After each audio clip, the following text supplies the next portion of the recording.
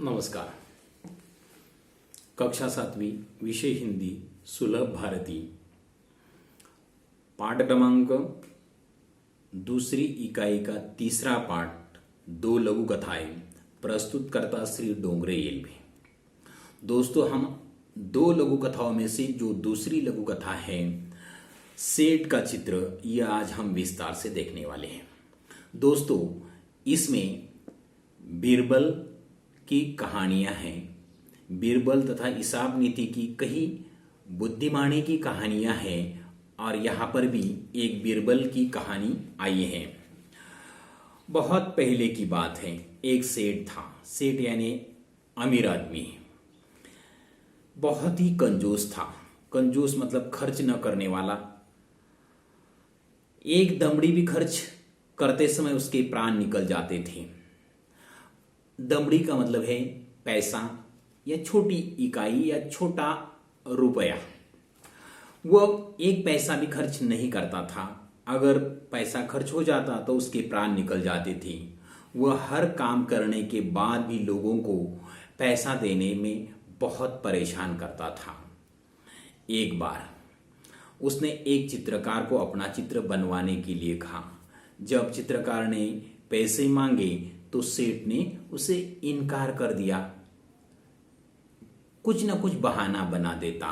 चित्र ठीक नहीं है, दोबारा बना कर लाओ, बाद में दे देंगे। इसी प्रकार चित्रकार ने कई चित्र बनवाए, लेकिन फिर भी जो कंजूस सेठ है हर बार कोई ना कोई गलती या उन्हें निकाल कर उसे वापस भेज देता।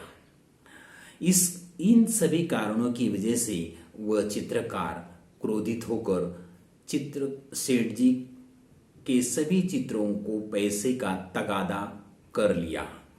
तगादा का मतलब है बार बार मांग करना, मांगना।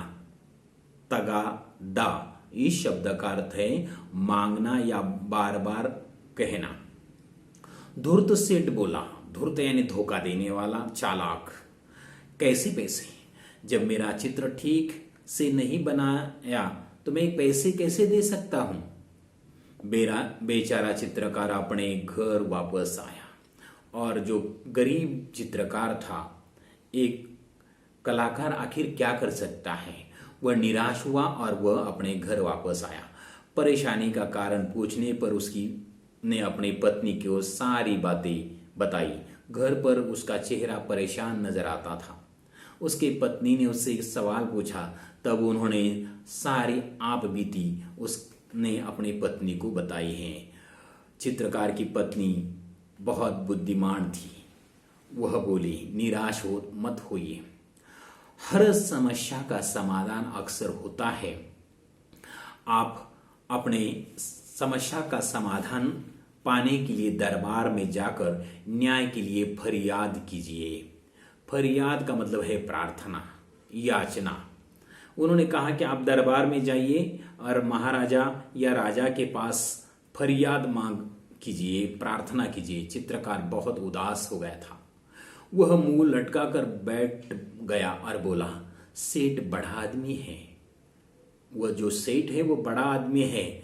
सारे लोग उन्हीं की ही बातों का हाँ में हाँ कहेंगे, मेरी बात कौन मानेगा? और इसी सोच में वह पड़ा था। उसे लगा कि गरीब आदमी का कौन सुनेगा, लेकिन चित्रकार की पत्नी ने उनका हौसला बढ़ाते हुए कहा, नहीं, ऐसा नहीं है। अकबर बादशाह बहुत दयालु है। भले ही वे पढ़े लिखे नहीं, लेकिन बहुत ही बुद्धिमान इंसान है। उनकी सहायता के लिए दरबार में उन्होंने एक नहीं बल्कि 9 रत्न रखे और उन रत्नों में अगर देखा जाए तो बीरबल सबसे अव्वल पर है।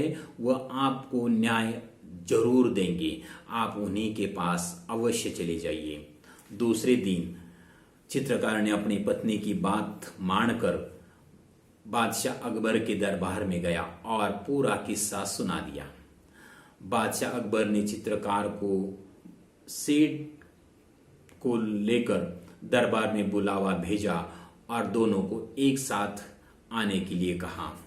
बादशाह ने सभी चित्र गौर से देखकर कहा, तुम्हारे इन चित्रों में क्या कमी है? गौर से देखना यानी सूक्ष्मता से देखना या बारीकी से देखा। बादशाह ने सारे चित्रों को बारीकी से निरीक्षण किया कि इन चित्रों में आखिर कमी क्या है। तब बादशाह ने कुछ उसमें समस्या बताई।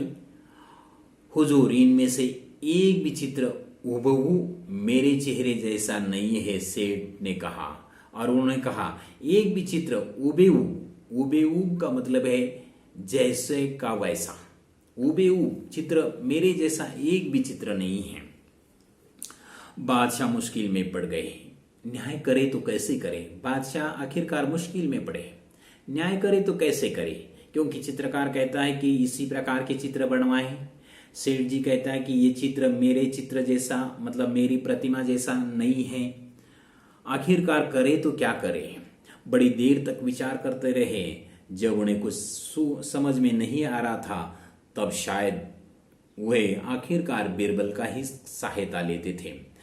और यही इसी बार भी उन्होंने बीरबल से ही सहायता मांगी है। बीरबल ने सारी बातों को ध्यान से सुनी और तुरंत समझ गए, सेठ चेहरा बदलने में निपुण है। आखिरकार बीरबल ने यहाँ पर देखा, सेठ चेहरा बदलने में निपुण है। निपुण का मतलब है चतुर है, कुशल है, वह चेहरा बदल लेता है। चित्रकार को पैसे न देने पड़े, इसीलिए वह नाटक कर रहा है।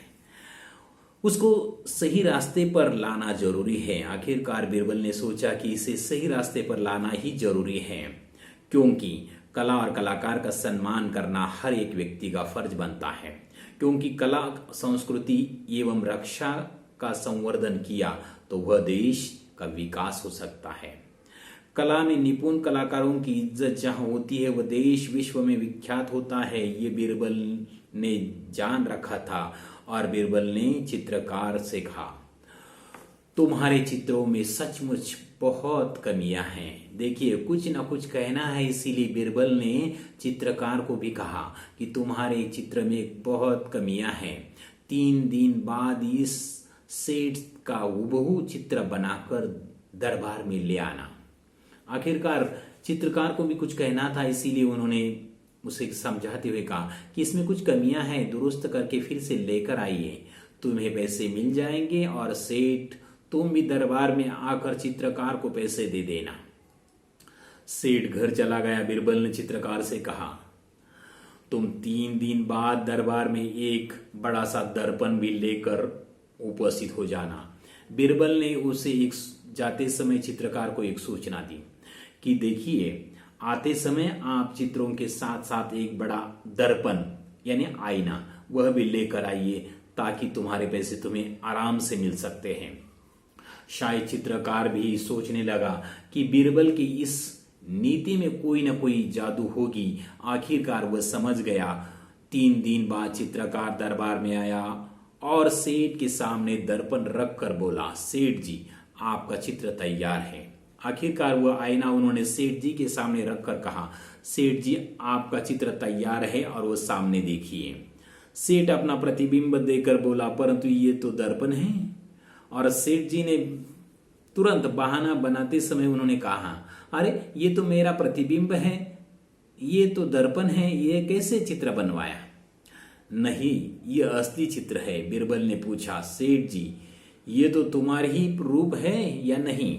देखिए, ये जो सामने आए दिखाई दे रहा है, ये तुम्हारा ही रूप है या नहीं? हूबहू जैसा कि वैसे है या नहीं?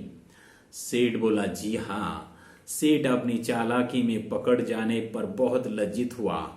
चित्रकार को उसने मेहनताना दे दिया। आखिरकार सेठ जी अपने जो चालाकी थी उसकी पकड़ी जाने के कारण लज्जित हुआ और उन्होंने चित्रकार को जो उसका मेहनताना था यानी परिश्रम के पैसे वो उसे दे दिए हैं। चित्रकार सभी को धन्यवाद देकर चला गया। आखिर चित्रकार को उसके पैसे मिले, उनके कलाकारी का सम्मान हुआ और उससे वह अपने घर चला गया है। बीरबल की न्याय ने बादशाह अकबर बहुत खुश हुए और इस प्रकार न्यायदान करने में बहुत कुशल मानने जाने वाला बीरबल इस बार भी सफल हुआ। ये सारा दृश्य देखकर अकबर बादशाह बहुत खुश हुए हैं। बादशाह अकबर की प्रत्येक समस्या का समाधान बीरबल अपनी बुद्धिमानी से फटाफट कर देते थे। यहाँ भी बीरबल ने दूध का दूध और पानी का पानी कर दिया दिखाया था। यहाँ पर एक कहावत है, दूध का दूध और पानी का मतलब है सही न्याय करना।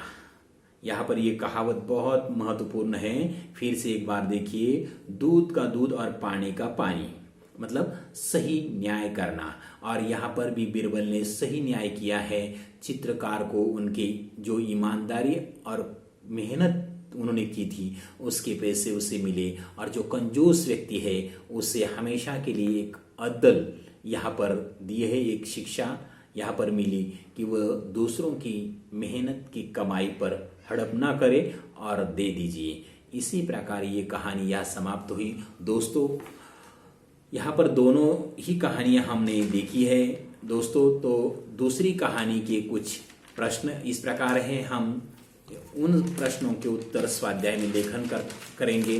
तो चलिए दोस्तों, स्वाध्याय की तरफ चलते हैं। प्रश्न पहला है, निम्नलिखित वाक्य सही है या गलत पहचानो। जो सही है उसके सामने सही चिन्ह लगाना है और जो गलत है उसके सामने गलत चिन्ह लगाना है। एक बार सेठ ने एक चित्रकार से अपना चित्र बनवाया। चौखट में उसका उत्तर लेखन करें। नंबर 2, बीरबल समझ गए कि सेठ चेहरा बदलने में निपुण है। चौकोन में उसका उत्तर लेखन करना है। और तीसरा है उसमें, बीरबल के न्याय से अकबर खुश नहीं हुए। ये भी चौखट में लेखन करना है। उसमें प्रश्न दूसरा है, निम्नलिखित प्रश्नों के उत्तर एक एक वाक्य में लिखिए। प्रश्न पहला, चित्रकार द्वारा सेठ से पैसे मांगने पर सेठ क्या जवाब दे देता था। दूसरा, बीरबल ने चित्रकार को क्या सलाह दी। इन दो प्रश्नों के उत्तर एक एक वाक्य में लेखन करना है। प्रश्न क्रमांक 3 है, निम्नलिखित प्रश्नों के उत्तर 2-3 पंक्तियों में लेखन करना है। प्रश्न पहला है, चित्रकार की परेशानी का कारण बताओ। और अंतिम प्रश्न है, चित्रकार की पत्नी ने उसे क्या सलाह दी। इन प्रश्नों के उत्तर आप स्वाध्याय की कॉपी में लेखन करें। दोस्तों, इस प्रकार ये दूसरी कहानी भी यहाँ समाप्त हुई। धन्यवाद।